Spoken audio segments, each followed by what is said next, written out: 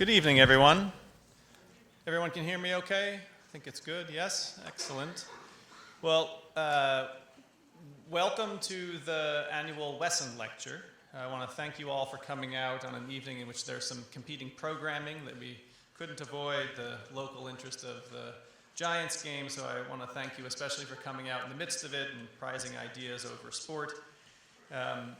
My name is Rob Reish. I'm a faculty member in the Political Science Department, and I am the faculty director of the McCoy Family Center for Ethics in Society, which is the sponsor of the Wesson Lecture on Problems in Democracy.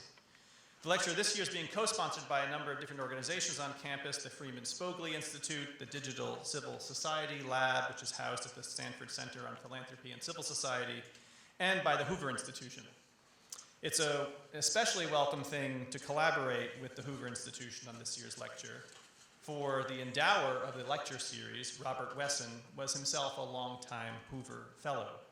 And before introducing this year's speaker, Timothy Garton Ash, who is himself a visiting fellow at the Hoover Institution, I'd first like to say just a couple words about Robert Wesson and the idea he had in endowing this lecture. Wesson died in 1991 at the age of 71 after a long career in foreign service and academia. He served in the U.S. Navy during World War II and with the U.S. Foreign Service in Brazil and Colombia. After the war, he taught at Bates College, at Oxford University, and at UC Santa Barbara, and his specialization was writing about the Soviet Union. All told, he wrote more than 30 books on political science, international affairs, communism, and focused at the end of his life on biology and the evolutionary process. He ended his career with an appointment as a senior fellow at the Hoover Institution here at Stanford, and at the end of his life, endowing these lectures, the Wesson Lectures on Problems in Democracy, it was his wish to establish an annual public lecture on the subject of democracy to be given by a person who has made a great career contribution to the understanding and improvement of democratic institutions.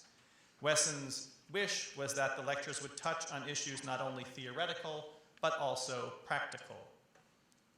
We honor this wish, and we honor our connection with the Hoover Institution with our lecturer this year, Timothy Garton Ash. Garton Ash is a professor of European Studies at Oxford University and a senior fellow here at the Hoover Institution. He typically spends the summer months here in residence at Hoover. You might know of him from his long affiliation with the New York Review of Books, where he wrote extensively about Eastern Europe, in particular the revolutions in Poland, Czechoslovakia, Romania, about the fall of the Berlin Wall and the reunification of Germany, and more generally about the project of the European Union. He also writes quite frequently for The Guardian. He's often described as an historian of the present. He's written 9 books in this mode, most of which trace the transformation of Europe over the past 30 years. And his most recent book, Free Speech, 10 Principles for a Connected World, from which he has drawn his remarks for tonight's presentation, has been widely reviewed and praised. This book takes up the challenge of combining freedom and diversity in relation to free expression.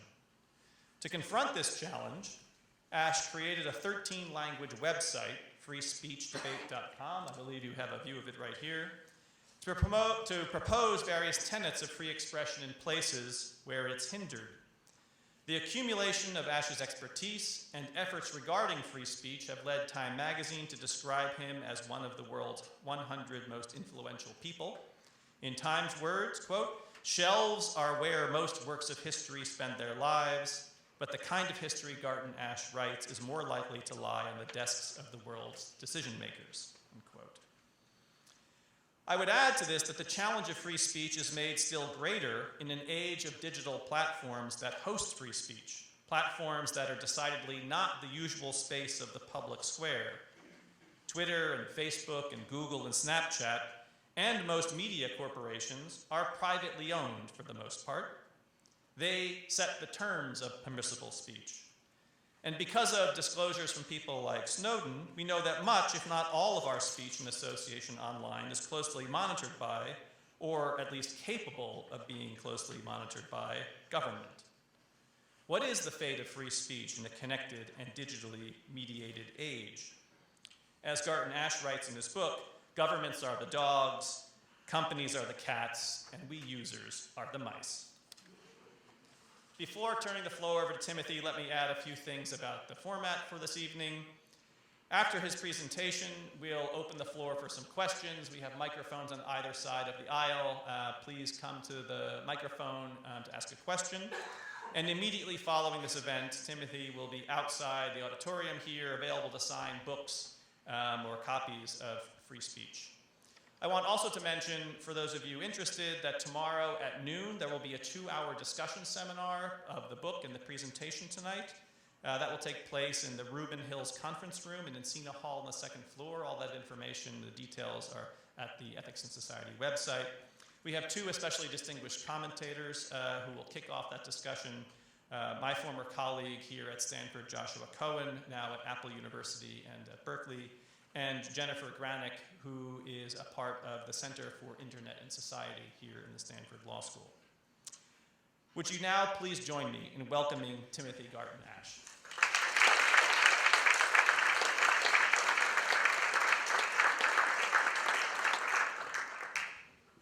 Well, thank you very much, Rob, for that very kind introduction. Delighted you can all prefer me over the giants.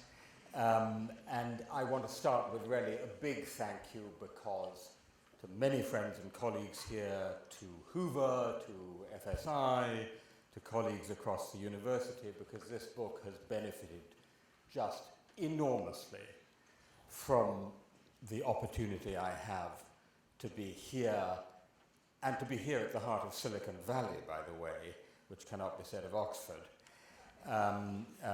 every year. This lecture will be like an old-fashioned Hollywood movie in 2 parts, but without an intermission, and not as long, I hasten to add. The first part will present the basic structure and argument of the book and the website. The second part, true to the general title of the lecture series, will look at a particular problem of democracy in relation to free speech, which can very briefly be summarized as the following, and is very much, I think, on all our minds: whether the United States today has the media it needs for democratic self-government. So, part 1. Part 1 starts with a story, and a story that actually itself starts in Hollywood. In the summer of 2011, a young woman called Lily Dion came to Hollywood, as so many had before her, to try and make her name in the movies. She answered an advertisement in Craigslist for a movie shoot for a movie then called Desert Warrior. It turned out to be a very strange movie shoot. It was set in the Middle East 2,000 years ago, but the chief character was called George. Who's George, they asked. One actor had to murder, in particularly brutal fashion, a pregnant woman, raise his bloody sword above his head and cry, "George is the messenger, and the book is our constitution." Later, they were called in to record individual words, such as Muhammad. A year later, someone calling himself Sam Basile posted on YouTube a 13-minute, quite ridiculous movie in which Muhammad murders various men, has his wicked way with their women. It ends with a jihad which consists of about 6 camels riding across the desert for 30 seconds, a very Craigslist jihad. This was called The Real Life of Muhammad and was well described by none other than Salman Rushdie in one well-chosen word: crap. This crap was like so much other crap that is uploaded to the internet every second of every day, as you know, and like most of it, nobody took any notice until some months later, a Coptic Christian extremist called Morris Sadek blogged about it. His blog was picked up by a Cairo newspaper in an inflammatory article. This is now the 6th of September 2012, note the date. 3 days later, an Egyptian Salafist preacher on a very much watched television show denounced this so-called movie, which had come to be known as Innocence of Muslims, in inflammatory terms, and then the balloon went up. And on the 11th of September 2012, the anniversary of 9/11, the Egyptian Salafists organized a violent demonstration outside the US Embassy, the main point of which was to show that they were better Muslims than the Muslim Brotherhood then in power. So one of the chants was to address to President Morsi, "Why are you silent? Is Muhammad not your prophet?" And as we all know, in Benghazi, a violent demonstration outside the US consular/CA facility ended in the brutal murder of Ambassador Chris Stevens and 3 other Americans. The precise causality is disputed, but bystanders told the New York Times that the attackers had given them lectures on the evils of the film. And even if it was a terrorist attack, it was a terrorist attack where this was part of the occasion. By the end of September 2012, more than 50 people had died in demonstrations against this movie in places such as Pakistan and Afghanistan. Most of them had never seen the movie. President Obama and Secretary of State Clinton felt called upon to make statements about it. General Martin Dempsey, the head of the Joint Chiefs of Staff, personally called Pastor Terry Jones, the pastor in Florida who had burnt the Quran, to plead with him not to promote this YouTube movie.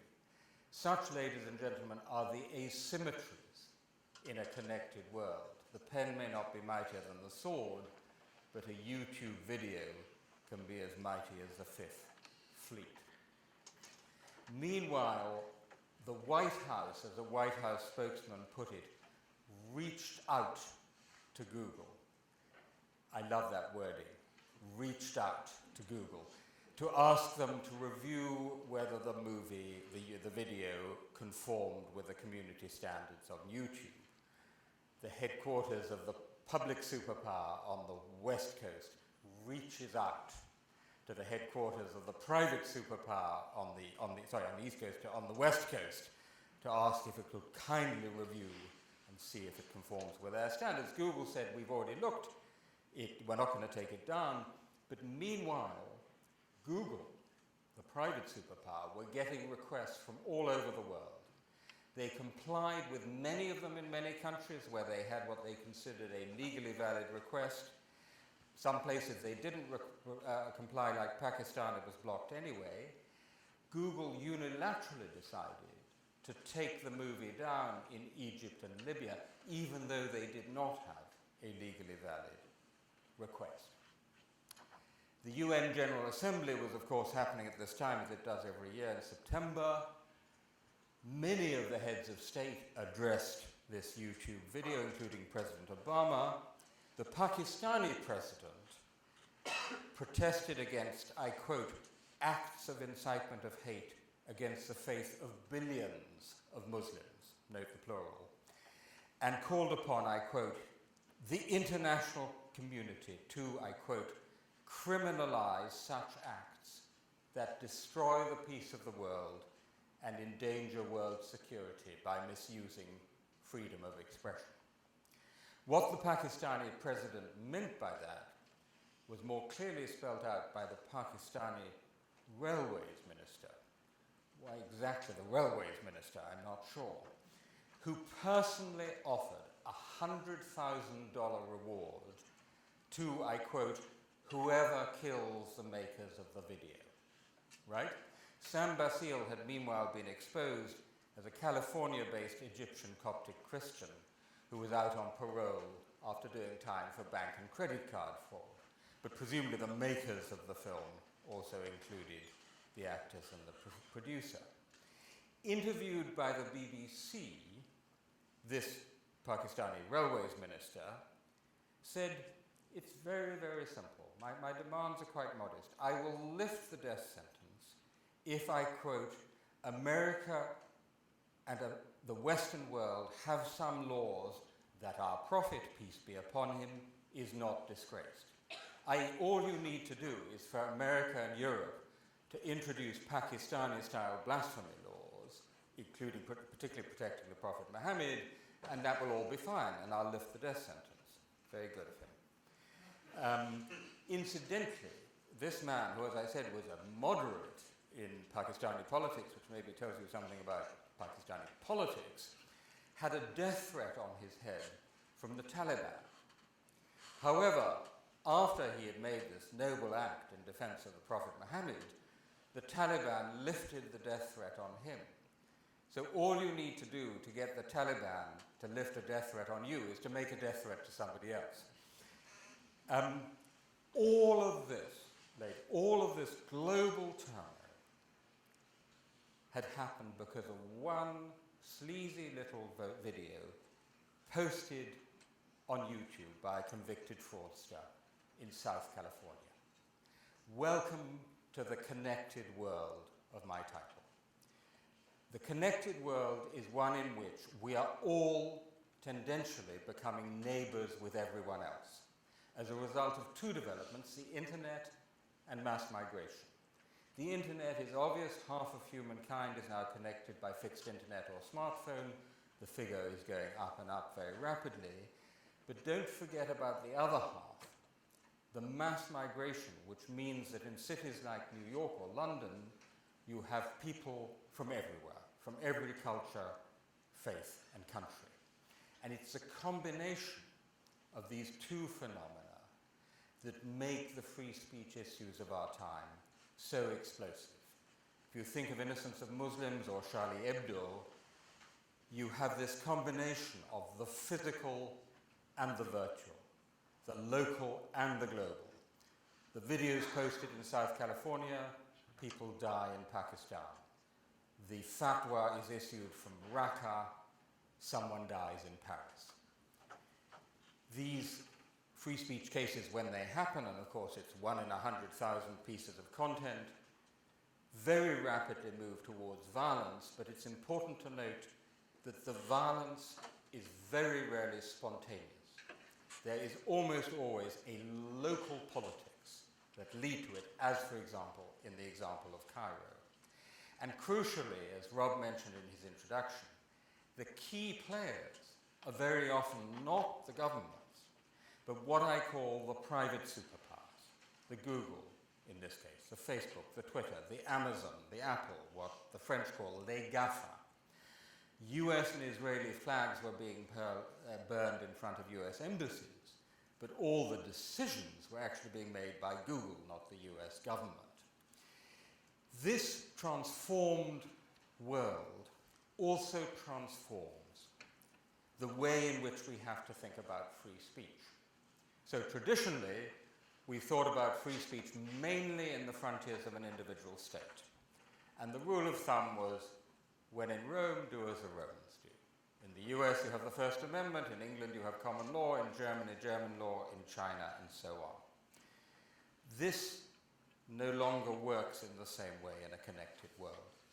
I argue that there are, basically, simplifying slightly, 4 main forces that determine your effective freedom of speech in a given place at a given time. Now, the first is still the state you're in. The cyber-libertarian utopian dreams of John Perry Barlow and the 1980s and early 1990s have proved illusory. You'll remember that Bill Clinton said in the year 2000 that for China to try to control the internet would be like trying to nail Jell-O to the wall. And you know what? The Chinese Communist Party turned round and said, Bill, just watch us. And they have made a pretty good start at controlling the subversive effects of free speech on the Chinese internet by deploying what a Harvard study, I think, plausibly calls the largest apparatus of censorship in human history. I have a lot about it in the book. It's a fascinating case study. I had personal experience of this when I was in China working on this book. One or two of you may know a book of mine called The File, which is about the experience of being spied on by the Stasi and then tracking down the people who'd informed on me. Amazingly, this book has been published officially in China by a wonderful, brave liberal publisher. They said to the censors, ancient European history, nothing to do with today's China, and somehow it got through. So then I did an online live web chat, which on one of the platforms, Sina Weibo. So what happens is people put up questions before the assigned hours, and we could see how some of these questions were disappearing in front of our eyes. For example, the Berlin Wall has come down. When will the Great Firewall of China come down? Zing, gone. Down the memory hole. This is being done by an individual censor employed by the internet platform, because the internet platforms themselves have to employ online censors. But then come the real-time thing, these questions were coming up at great speed. I was answering them through an interpreter. Then my publisher's mobile phone rings, and he listens and says, yes, yes, yes, yes. And it was the censor in person ringing up the publisher to say, please don't ask him the sensitive questions. So my publisher said, no, no, no, of course we won't. Put down his mobile phone and said, go on and ask him the sensitive questions, right? And they answered some more, and then some of them disappeared, and some stayed up. So minute by minute, second by second, you have this battle going on between this massive apparatus of censorship and citizens and netizens who are really trying to push the frontiers of free speech. But I have to say, for now, China is demonstrating that a powerful and determined authoritarian state can prove Bill Clinton wrong. Not sure that's true in the longer term, but it's true for now. Secondly, of these four forces, it is the private superpowers. Les GAFA, as the French call them. A recent piece in The Economist examined the power of the world's largest, now very large companies. 5 of the top 10 are information companies: Apple, Alphabet, Microsoft, Amazon, Facebook. But these are particular kind of companies because they are information companies. What we are actually getting is, not just in the United States, but in Europe, around the world, a public sphere that is largely being supplied by these private superpowers. They are providing the communicative infrastructure of our public sphere. Some of you may have heard the acronym POPs, which stands for Privately Owned Public Spaces. Just to give you one illustration of this, this is the map of the world's leading social networks. So June 2009, as you can see, it's still quite multicolored, many countries. Blue is, of course, Facebook. Voila, 2014. Facebook is the empire on which the sun never sets. The map of the world is painted blue. This gives it an enormous, enormous power over what we can see, hear, and say. This is a public good being supplied by private means. There is in principle nothing new in this. That's what newspapers were. A.J. Liebling, the great New Yorker writer on the press, had a great comment when he said, I quote, "The function of the press in society is to inform, but its role is to make money." Function and role. But the scale is new. The scale of these transnational platforms with their transcultural reach. Facebook, 1.7 billion regular monthly users. If Facebook were a country and each user were a resident, it would be the largest country on earth. The algorithmic, editorial, and some would say sensorial decisions that are being made without much transparency, accountability, or appealability by these private superpowers have as much impact on our effective freedom of speech as anything most states do. I actually had a wonderful little vignette of this when I was in a small group talking to Eric Schmidt of Google at the time when, if you remember, Google was taking on China. You remember that in 2010? And Schmidt was explaining himself, and he said, I quote, "Google is not a country. It does not make laws. It does not do state-to-state diplomacy. But we have to secure our borders." And then he paused and realized what he said and corrected himself. He said, secure our networks. But it's a superpower.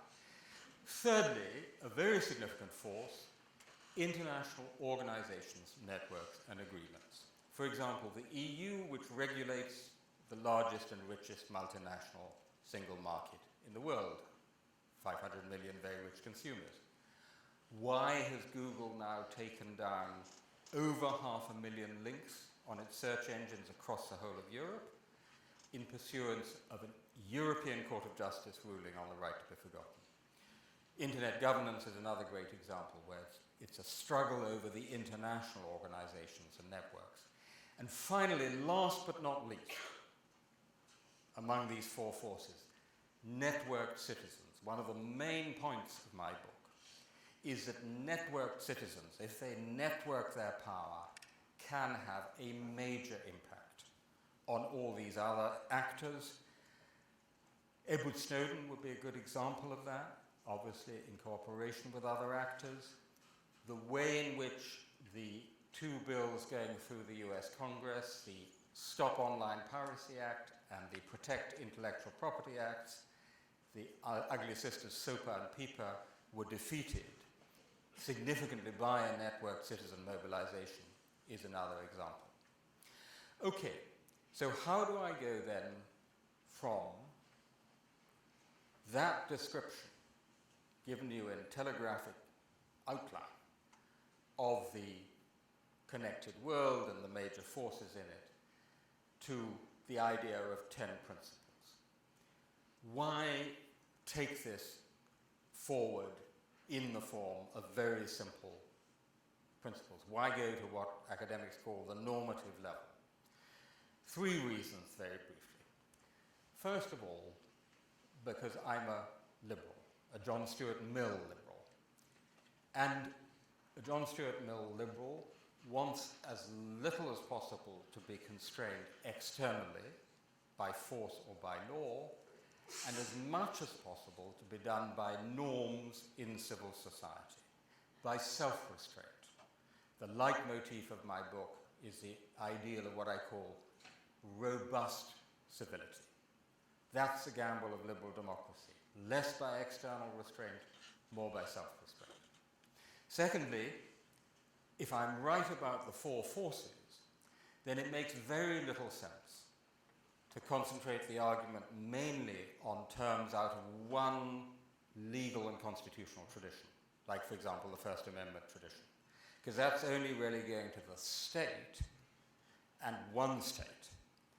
And in a connected world, we're having a transnational, transcultural conversation in which the terms from a single legal and constitutional tradition, while they can be interesting and instructive, are not even very comprehensible to people coming from other countries and other cultures. I mean, even in England, as close as you can be to the United States, coming out of our common law tradition, without a written constitution, it just doesn't work so well, let alone if you get to India or Pakistan or Iran or China.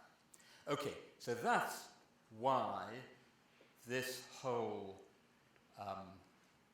website and this book is structured around these 10 very simple, stripped to essentials, liberal principles, which are then translated on the website into 13 languages. The idea, of course, is to initiate a debate by laying out these principles for discussion. They are themselves the product of about 5 years of discussion around the world with people from all different points of view, and they're the beginning, I hope, of another. Some 8 of the 10 principles, as you will see, cover particular areas. So part of the idea is to get at a debate about large areas which will be familiar to anyone who follows discussions about free speech, knowledge, journalism, diversity, privacy, and so on, through an opening principle. But of course, principles in themselves are dry and abstract things. So every chapter of the book, every main page of the website has a mass of argument, counter-argument. The principles are tested against examples and case studies. Very importantly, not just from the West, because one of the problems of the free speech literature, magnificent as it is in this country, is it's overwhelmingly about the West, right? And so we're all familiar to the point of exhaustion with the argument, the transatlantic argument about hate speech between the United States and Europe. I placed a great deal of emphasis and put in a lot of work with my team getting cases that are unfamiliar from India, from China, from Latin America, from the Middle East, and also trying to explore their free speech traditions, not just our traditions. And again, in every chapter, I'm looking to see what should really be done by law, what has to be done by law, and what should be done in civil society. Now, I'm not going to try and emulate Moses and go through the Ten Commandments, because I want to get on to part 2 of the movie, which is a much more focused case study. But let me just briefly single out a few of these for comment. So those of you who, I'm sure you all know, Article 19 of the UN Declaration of Human Rights and the International Covenant on Civil and Political Rights by heart will see that our first principle is a simplified version of Article 19, but it adds one crucial word. It says we all human beings must be free and able to express ourselves and to seek, receive, and impart information and ideas regardless of frontiers. The crucial added word is able, right? It's not just the theoretical right of the beggar to dine at the Ritz. You've got to be able to do it. Nearly 1 billion people in the world are illiterate. They're not able seriously to practice and enjoy freedom of expression and information. Internet access, a huge issue. Education, repression, censorship. So that's able.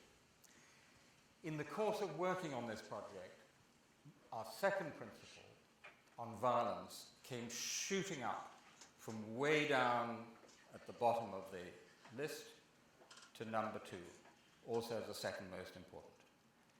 Because as I traveled around the world, as I studied the subject, one saw again and again that actually the chilling effect of the violence or the credible threat of violence is one of the most important threats to freedom of speech.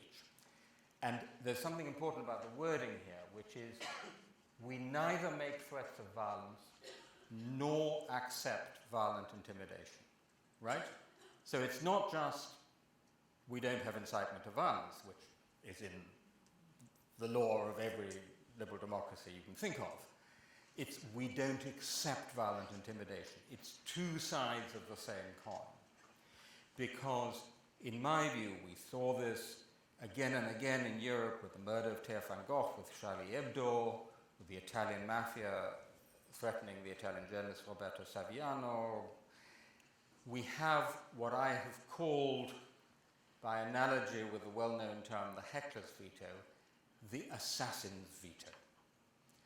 People who say, if you say that or publish that, we will kill you. And this has a really massive, chilling effect. There is a great deal, particularly in Europe, of self-censorship out of fear. Whizzing down the list, under knowledge, you can see the principle. If you like, in the Q&A, we could start talking about what's going on our universities, safe spaces, trigger warnings, microaggressions, and all of that. Under diversity, we have the whole area of hate speech and what should and should not be done by law, but also what can be done by counter-speech. Religion, obviously, we've lost religion somehow. there we are. Obviously a huge issue in many parts of the world, privacy, and so on. I've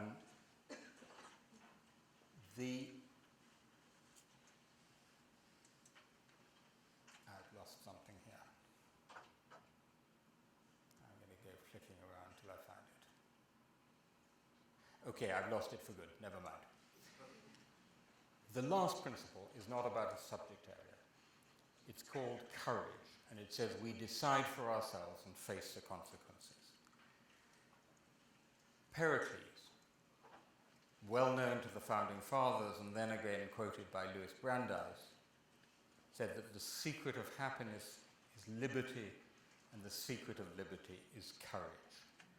And there is no question at all that for us to defend free speech, even in our own societies, we need courage as well as tolerance. And I'd like to say particularly that I'm very, very glad that we have with us today Ayaan Hirsi Ali, who has given a great example of courage in the face precisely of what I call the assassin's veto. Thank you, Ayaan. Okay, so that's part one of the movie. That is laying out in very telegraphic terms the basic structure of the book and of the argument, and then I hope you'll feel tempted to dig in and read the book, which is full of stories and specific cases. It's not just dry principles and argument. Okay, at this point in the movie, we would then have intermission and some stirring film music, and then we move on to part two. So part two kicks off from the principle in the section on journalism, which I formulated with great care. It may seem to you a little bit bien-pensant, but the words are chosen carefully. We require uncensored, diverse, trustworthy media so we can make well-informed decisions and participate fully in political life. Incidentally, the reason we didn't just say democracy is that I discussed all of these at length with my multilingual team, and they said, you know, if you're going to get traction in our cultures, in Urdu or Hindi or Russian or Farsi or Chinese, better spell it out like that. Otherwise, it really does begin to sound like liberal imperialism. Okay, so uncensored, diverse, and trustworthy. So here I come to the United States today, even as we speak, in the context of the presidential contest. Uncensored, certainly. Diverse, without a doubt. Trustworthy? Question mark. How many in this audience would say that the US media are trustworthy? So, here comes the argument. I'm going to present you the argument, then I'll challenge it, suggest a few remedies, and then throw it open, I hope, for a conversation. So, the most characteristic American argument for free speech is that we need it for democratic self-government. That's familiar to all of you, drunk with mother's milk. Actually, the most characteristic English argument for free speech, John Milton, John Stuart Mill, is the pursuit of truth. But in the US, it's democratic self-government. What is the ideal? I start my chapter on the Pnyx in ancient Athens. And if any of you go to Athens, do please go and visit the Pnyx, because it's incredibly moving. Here is the place, you can still see the speaker's platform, where something like 6,000 citizens of ancient Athens gathered. The herald said, who will address the assembly? And then any citizen there gathered could speak. They had both paresia and isegoria. Paresia, the right to free speech, although free speech for the public good, please note, not just anything that came into your head, and isegoria, equal speech. All arguments, evidence, facts were heard in a process of deliberative democracy, and thus ancient Athens decided to fight the invading Persians at sea and not on land, and therefore won the Battle of Salamis and saved Athenian democracy. There is the ideal of deliberative democracy. Now, it's a little bit difficult to get 350 million people together in one place, so we have media. This is a mediated Pnyx, and that public good is provided, as I mentioned by private means, particularly in the United States. Remember A.J. Liebling, the difference between function and role. The noble cliche, so often repeated in the United States, adapting Oliver Wendell Holmes, because like so many great quotations, he didn't actually say anything exactly that, is the marketplace of ideas. And what I want to suggest to you is that what we are witnessing in the United States at the moment, and actually to a lesser degree in other Western democracies, is a market failure in the marketplace of ideas. Right? So the argument is that instead of having the PNICS, the public square, what we are seeing in the polarized politics and polarized media of the United States is people going off into their own echo chambers. What Cass Sunstein, in the context of the internet, called information cocoons, but it's turned out it's not just the internet. Alternate realities. Trump voters, Fox News, Rush Limbaugh, Talk Radio, Breitbart, and your own Facebook friends, and at the extreme, what Zeynep Tufekci has analyzed as the amazing conspiracy theories whizzing around the internet. Hillary Clinton has a body double. Hillary herself is suffering from acute pneumonia somewhere in a clinic in Lausanne, you know. Clinton-Sanders supporters, MSNBC, NPR, Slate, New York Times, and your own Facebook friends, right? Let me just say a quick word about a couple of those. NPR, of course, is in theory meant to be public service broadcasting, providing the public square. In practice, I would suggest to you, subject to correction, it's increasingly part of the liberal side of the media. Quick illustration. I just been on a book tour and I gave one of these wonderful long interviews to NPR Radio, which are great for an author because you get to talk about your book, you know, for hours on end. And the host told me afterwards an interesting story.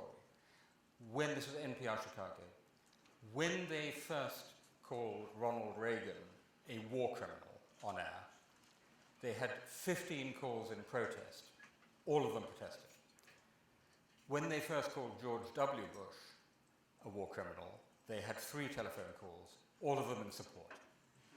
Little illustration of what perhaps has happened to NPR from the BBC-style public square to part of the liberal spectrum. The New York Times, I hope we can talk about it maybe in discussion. Many of us, some of us here have been talking about this for some time. I just talked about it with people at the New York Times in New York.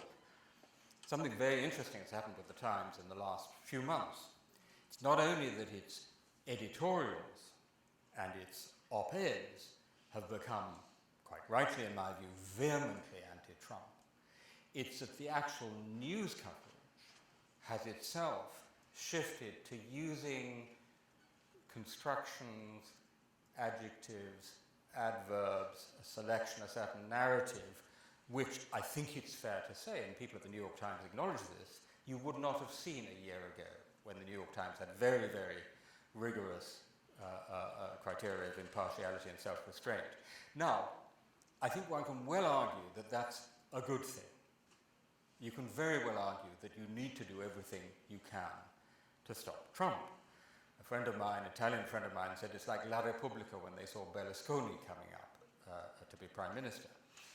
But if you look around the next corner, it's surely possible that this in itself will longer term have contributed to this separating out into 2 echo chambers. So this erosion of the public square, if such it is, has obviously a number of causes. I hope we can talk about them. Clearly the polarization of US politics itself as a result of, primaries, gerrymandering, the role of money, etc., is a contributing factor. I mean, it's both symptom and cause. But I would say more significant is firstly the sheer profusion of media platforms and news sources because of the internet, which means you can go off into your own echo chamber, but also has the following consequence, that the business model of newspapers has been blown out of the water, and that everyone is struggling to survive in a fierce competition in an incredibly crowded market. And in order to struggle to survive, you have to get eyeballs, ears, clicks, and you do that by shouting. I know this myself because I try to write nuanced, moderate, cautious, evidence-based commentary. That's not how you get lots of clicks. You get them by shouting. If it bleeds, it leads. If it roars, it scores. And I have this every fortnight on The Guardian because I write my columns, and actually I have in my contract a clause which says that I have the final say over what we call the furniture, the headline and the stand first. Pretty unusual. But of course, half the readers only read the headlines. And every fortnight I have this conversation. Oh, can't you say, Trump should be hung, drawn, and quartered, or we should get rid of Putin, or, Theresa May is a white witch, because that's going to get the clicks, okay? And I say, no, hang on a minute. You can see it on cable news, to which I must confess I have a ghastly addiction. What is the most frequent phrase heard on CNN, Fox, and MSNBC? Stay with us, before the commercial break. Stay with us, please, stay with us. Because that's what everyone's saying, stay with us. Connected to this is the development of infotainment, of entertainment values, reality being supplanted by reality TV, Donald Trump as the Jerry Springer of politics. And with that goes the erosion of facts. The Economist, in a recent lead story, called this a post-truth media world. I personally think that's a semantic bridge too far, because it kind of suggests that there was some golden age when we all had access to the truth, because everybody read The Economist, you see. But I think post-fact is right. It's the erosion of facts, not necessarily in themselves, but their position in what is said and what is believed. Now, the American political scientist who anticipated this development brilliantly is, of course, called Stephen Colbert at the University of Comedy Central, with his great concept of truthiness. I actually once had to defend a book of mine called Facts Are Subversive against Colbert in his persona. And he sort of let me explain why facts are subversive. And he said, but what do you mean? I don't want to be subverted. I don't want these bloody facts. I want to feel comfortable. I want to be reinforced in my beliefs. Incidentally, appearing on Colbert did more for my credibility with my students than anything I could ever have done. 2 Nobel Prizes wouldn't have done it. But I'm glad that Colbert has moved on, because actually it seems to me that reality has overtaken satire. I mean, Trump and other populists, it's important to say, other populists in other countries, are truthiness made flesh. So a tiny example of this is the Bertha story. So you know how Trump says a lot of people think. Well, after Obama had actually issued the birth certificate, Trump said in an interview, it's a great quotation, I wrote it down, a lot of people feel it wasn't a proper certificate. Not just a lot of people think, a lot of people feel. I feel it wasn't a proper certificate. And that's one of the ways facts are defeated. In the Brexit referendum campaign, the Brexit lobby campaigned for weeks with a large red battle bus, which on the side said in huge letters,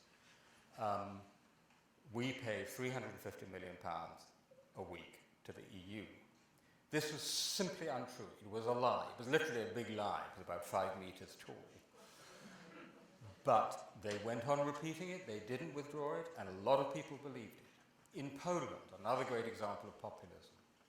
As you know, the former Polish president was tragically killed in a plane accident near Smolensk some years back. This has been exhaustively investigated. We have all the evidence. But millions of Poles still believe that this was a Russian conspiracy aided by dastardly Polish liberals. It's a way in which narrative triumphs over fact. And actually, RT, the Russia Today, now rebranded as RT, television and online, is a great example of this practice. Narrative prevailing over fact. And I have to remind you that according to some polls, something like a third of Americans still believe that President Obama was not born in the US. It's an interesting question whether this contributes to another phenomenon, which is, as documented in the Pew polls in particular, that the old saying, "it's the economy, stupid," no longer necessarily holds to the same extent in elections, because what the polling shows is that over a period of roughly 10 years, Republicans and Democrats have increasingly been seeing different economies. Right? When there's a Republican administration, the Republicans think the economy is doing well, Democrat, and so on. So, question whether that's connected to media polarization, we could explore that. Both the candidates for president actually addressed this issue in the first presidential debate. Hillary got off her extremely well-rehearsed line, "Donald, I know you live in your own reality." Fine. Trump's line was actually rather more interesting because muddled and spontaneous. And it was this: the best person in her campaign is mainstream media. This person is presumably Miss Mainstream Media 2016, who's slightly overweight and needs to work out on the exercise bike. But it was a great line. The best person in her campaign is mainstream media. Okay, so that's the argument which I think in outline will be familiar to many of you. Let me briefly challenge it, because we're in a university, we believe in evidence, and then finally and briefly do what I think Dr. Wesson would have liked us to do and think about some practical remedies. So firstly, the challenge. First challenge, this is nothing new. 'Twas ever thus. People read the New York Times, others read the Wall Street Journal, the Guardian, the Daily Telegraph. I just reread George Eliot's Middlemarch, great novel, 19th century novel, and a character there says in this small town, "Those who read the Pioneer don't read the Trumpet, and those who read the Trumpet don't need the Pioneer." Well, yes, but they did have other forms of public square, of public interaction. In Middlemarch, it was the pub and the club.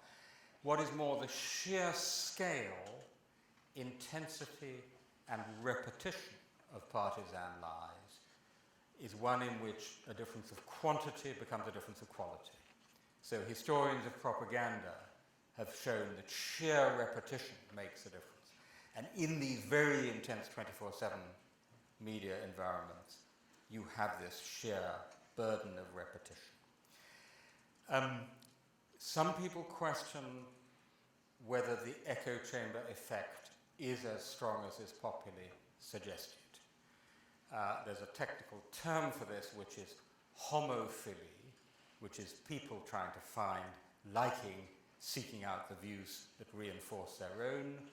The Reuters Institute at Oxford has done some interesting work suggesting that people, at least when you ask them, say they would like news that challenges their views, or at least that is neutral. It's not true that they say they want their own views played back to them, although whether their revealed preferences are actually such is a different question. Facebook is very keen to emphasize that it ain't so, that there isn't the echo chamber effect, and a scientist from their data science team called Eitan Bakshi has published a number of papers arguing that actually liberals and conservatives, the news stories they take from their news feed, about a third of them are from the opposite camp, so liberals, conservatives, and conservative liberals. Well, that doesn't tell you why they're looking at them. I mean, many of my friends read sort of Breitbart or Fox type stories to jeer at them or make fun of them or share them with their friends, so you'd have to know that. But there's also a problem here, and I think it's an interesting one, also in relation to free speech in the university, which is most of this research is done by people on Facebook's data science team on data that only they have access to. So we in universities, with a few exceptions, don't actually have the capacity to do independent research on that. And I think when we look at the private superpowers, That's a big issue, because we need to know whether there is indeed the echo chamber effect. Most important, the connection between your news sources, the views you express, and your actual voting or political behavior are not so clearly established. There are two potential causal links there which we really have to take a look at. So thanks to my colleagues David Brady and Doug Rivers, I've had a chance to dig into the wonderful YouGov polling being done here, into the original data. And they have a question about primary news source, okay? It's basically the same breakdown for Trump and Clinton voters. 50% TV, 30% net news, the rest everything else. But of course it doesn't tell you which TV and which net news. And that is the crucial question. The sort of easy argument that I hinted at, oh, they watch Fox, the others watch MSNBC, is potentially slightly undermined by the fact that the total audience for cable news, all three, is only about 3 million people. So it can't be the case that all of them are getting it from Fox and MSNBC. In other words, I think there's a whole really important research agenda there, trying to get at what is correlation, what isn't correlation at all, what is cause. But let's assume, for the sake of argument, that some such phenomenon is unfolding before our eyes, okay? And I think it is. I think it is, despite all the due caveats.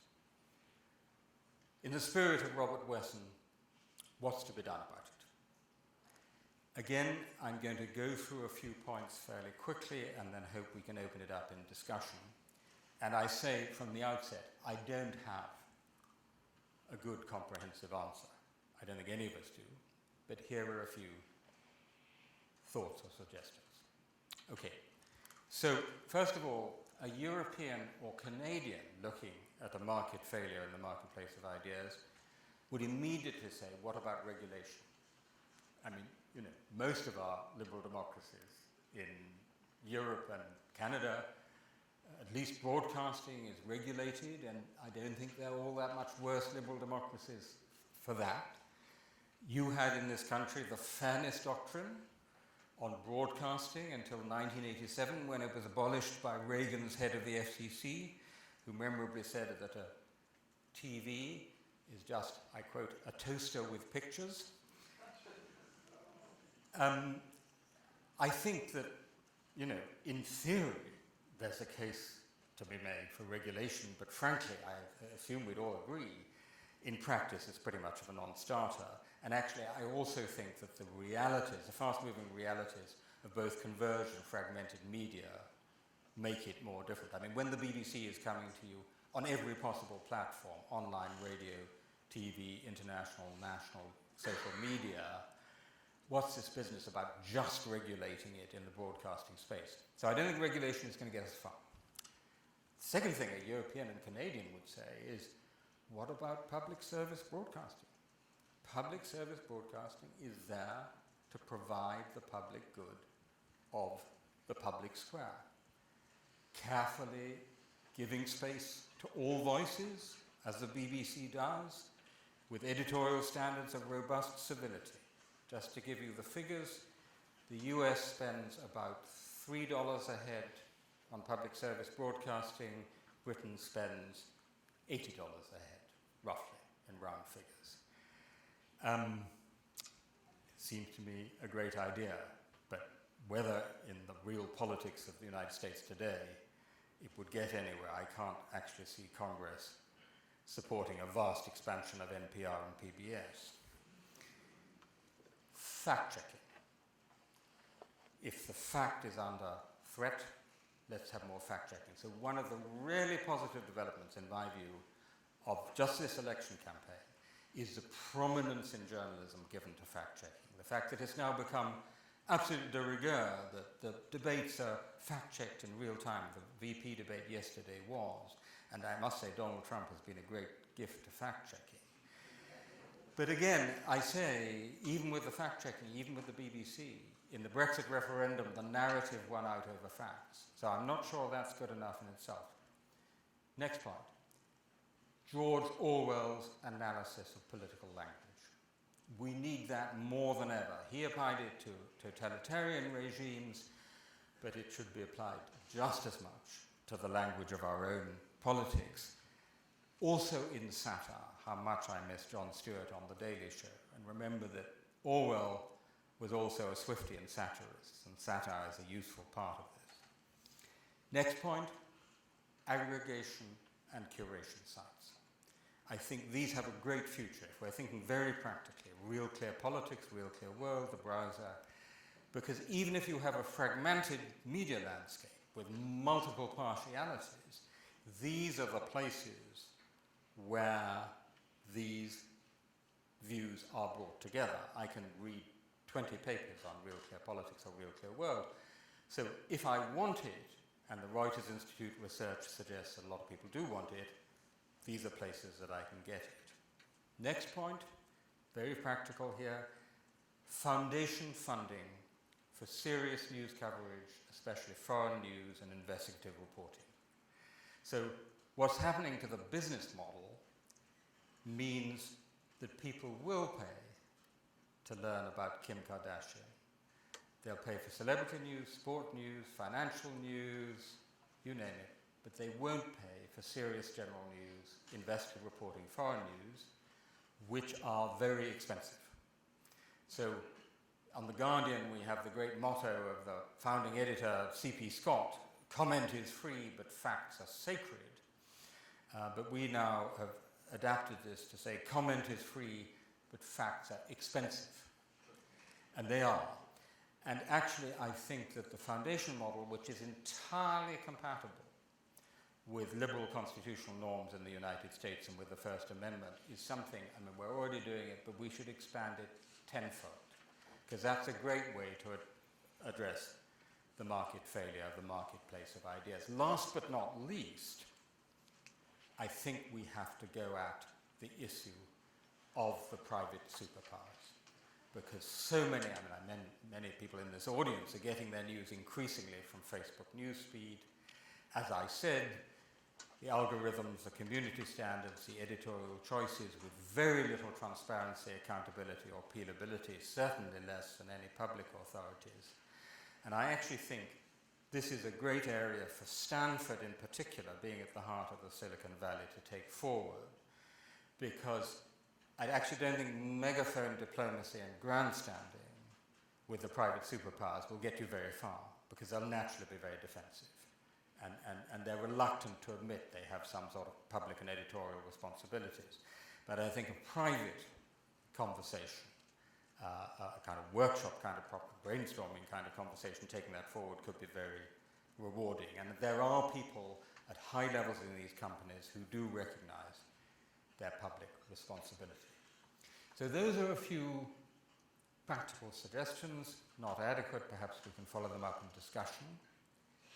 Let me conclude by just saying once again that free speech is never secure. Freedom's battle is never finally won. Altogether, in order for free speech to survive, we need constantly to defend it and advance it where we can. That's the idea, at least in part of the book and the website. And free speech is on the defensive around the world, faced with an authoritarian resurgence. 5 years ago, I could talk relatively freely about the book and the project in Turkey, in Egypt, in China. Pretty difficult to do that today, although I'm going to try. And in the particular case of the second part of my talk, the free speech we need for democratic self-government, if there is any truth in this argument, that we are facing an erosion, a dangerous erosion of the public sphere, of the public square, which is a threat, if not to democracy itself, at least to the quality of democracy. If we're losing our virtual PNICs, then we need to fight and fight skillfully to get it back. Thank you very much.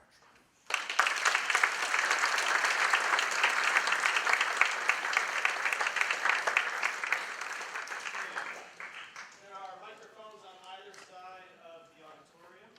We have a bit of time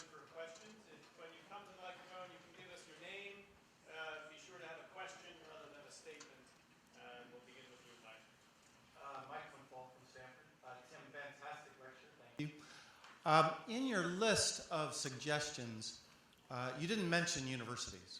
You slightly hinted at it that we have to talk about the private superpowers, but I want to, because I know you've thought about this, say a little bit more about it, because I am a professor here, but I also participate. That's why I have a tie on. I just came from MSNBC, full disclosure. But if you watch the media and you read the pages of left and right, let's just leave that out. Our voice as universities, as professors, is, I think, diminishing, and we're kind of checked out. And that's kind of strange when you think about how these are bastions of places where facts do matter, right? One of my favorite hashtags, follow me on Twitter, @McFall, is #FactsMatter, right? This is a place where you can't get away with the things you can on Fox News Now or MSNBC. And let me just say, I feel sometimes like we've kind of checked out of this. And maybe there's a role. Maybe Stanford should have its own television station and its own radio station. I mean, we have these things, but is there a role for those that take facts and take hypotheses and empirical data to play a bigger role in this kind of debate where right now it seems we're really on the margins of it? Yeah, no, it's a great question, Mike. And I mean, my answer is simply yes. I mean, it's fair to say there are a few places online because of this, multiplication of platforms where that's happening. So some of you may know the website Open Democracy, which is an online magazine, free online magazine. Now, they have great articles which are written by academics whose work you would never otherwise come across. So they're doing that job, but maybe the universities should do a better job themselves. But I think that there is a partial explanation for that, and I'm treading on dangerous ground here, but perhaps it's fair to say that if you're a young academic looking towards tenure and want to get on, it's more important to do your peer-reviewed articles and get the book published with the right university press than to participate in the public debate. Right, but once you've got tenure, maybe you could do a bit more. So, but I mean, I think there's a good point there about how much universities do or do not value, so to speak, the public intellectual function of academics. Point number two, very quickly, I hinted at this, but let me just say a word more. I think we, Oxford, Stanford perhaps in particular, would have a great convening role in bringing together government, think tanks, NGOs, the private superpowers, and the right academics to talk about all these very complex issues. Because just because they are complex, right, and sensitive, it's not something you can do in a talk show easily. And I hope that when we are actually talking about this, I hope we can do more of that ourselves. Yes, please. Yes, I'm just a member of the audience, Alice Smith. I'm concerned about the rise of religion and the lack of facts, and I'd like to have your comment about whether you think that the war on women, for example, is based on a religious doctrine as opposed to a factual information. Well, religion, by definition, is based on faith, not reason, right? That's almost a defining quality of religion. So, although some of our religion might be evidence-based research, religions are based on faith. So I don't think that is anything new.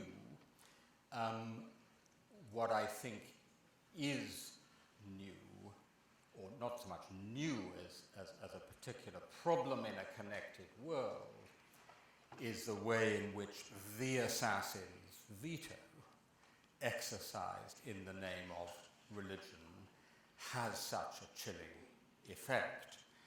And my view is that that is where we have to draw the line with all the means at our disposal, including all the power of the state, the law enforcement, you name it.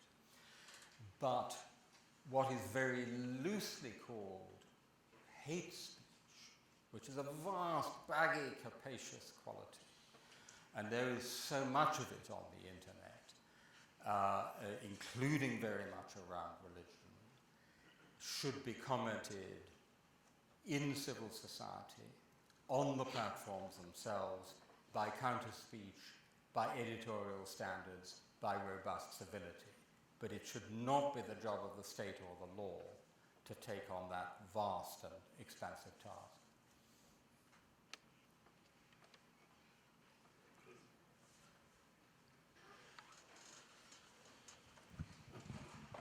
Just a quick question, Ross Schachter. When we talk about the death of fact, or the loss of the prestige of fact, I was just thinking about when John Kennedy was president, we were lied to about his health, and there was no revelation of that as he was running for office. And even the terms by which the Cuban Missile Crisis was resolved were kept secret from the American public. There's still people who think that the Russians backed down, as opposed to we made a deal with them to get rid of missiles from Turkey. So where were the facts historically? Right, well, and that's one respect in which things have got better. Winston Churchill had a really major stroke in his last term as Prime Minister, and it was completely concealed from the British public. I mean, if you look at the diaries of the cabinet members, he was incoherent in cabinet. That couldn't happen now, and that's obviously a good thing. But I think that's about a different balance, which is a balance between confidentiality or secrecy in government, which can be a good thing, because how do you make good decisions if you don't have confidentiality exploring all the alternatives? If it's going to be in the New York Times the next day, you don't have that conversation. But as we also know, can be a very bad thing. Richard Nixon would be a good example. So there's another principle and chapter on exactly that, but I think it's a different balance. I think that's the balance between official secrecy and free speech. Good. We'll take this final question, and before you offer, I just want to remind you that to continue the discussion in a smaller seminar or workshop setting, you're invited to join us tomorrow at noon in Tina Hall on the second floor. So we'll end with you, after which Timothy will go outside and sign some books for anyone who might like. Please. Hi, my name's Stephanie Parker. I'm a former student of Professor Reich. This topic is really fascinating to me, and I noticed that one of your suggestions for how we can help to solve problems with the media was a publicly funded or a foundation model. And you say that you are optimistic that it would fit really well with the liberal democracy and what we have going on in the US. When I've suggested that to people, they kind of laugh in my face and say American culture would never accept something like this. And in fact, publicly funded media we have now, NPR, PBS, are in danger of losing funding all the time.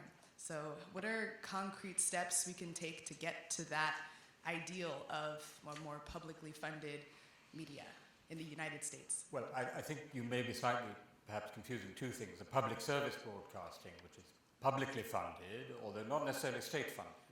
It can be directly citizen funded, and the foundation funding. And I think precisely because you're not going to get a massive expansion of public service broadcasting in the United States, it's just not realistic politically, the foundation model, and Professor Reich has written a great deal about this, because there is a massive realm of philanthropy in this country, much bigger than in most European countries. And because the foundation model of funding investigative journalism is already working. I mean, you now read stories in major newspapers and online platforms which have been funded by ProPublica and all the other foundations. I think that is entirely acceptable, and I think it's something we should be ramping up big time, because I think it is one of the best ways in the United States to get at this. Can I just say one last thing, because this is sort of closing remarks, as it were, which is something I've thought about a lot and continue to think about, is how the United States, which has by far the greatest constitutionally anchored tradition of free speech in the world, bar none, can contribute to the promotion of free speech in a connected world. And the conclusion is very simple. I mean, there's a bunch of things one can do in external policy, but the most important thing you can do is to keep it shining bright in the United States. because the most important thing we did in the Cold War was not anything we did in foreign policy. It was keeping our own societies strong, free, open, prosperous, attractive. That is 100 times more true in a connected world where everyone can see everything the United States is doing. Right? Everyone is watching you. And therefore, everything that is done in the United States. You have a ruling on net neutrality from the FCC. That's a great example to the rest of the world. That ruling is not done. That's a very negative example. You curb free speech too much in the name of national security, authoritarians everywhere will be delighted, because they'll say, we're just doing what the White House is doing, what the US is doing. Every single thing you do in relation to the free press, in relation to privacy too, which is very important, everything you do will be seen, will be watched, and will be referred to. So I think there is a great deal that this country can do at home, as it were, in the Jeffersonian tradition rather than the Wilsonian, to help the promotion of free speech in the wider world, and I hope you will.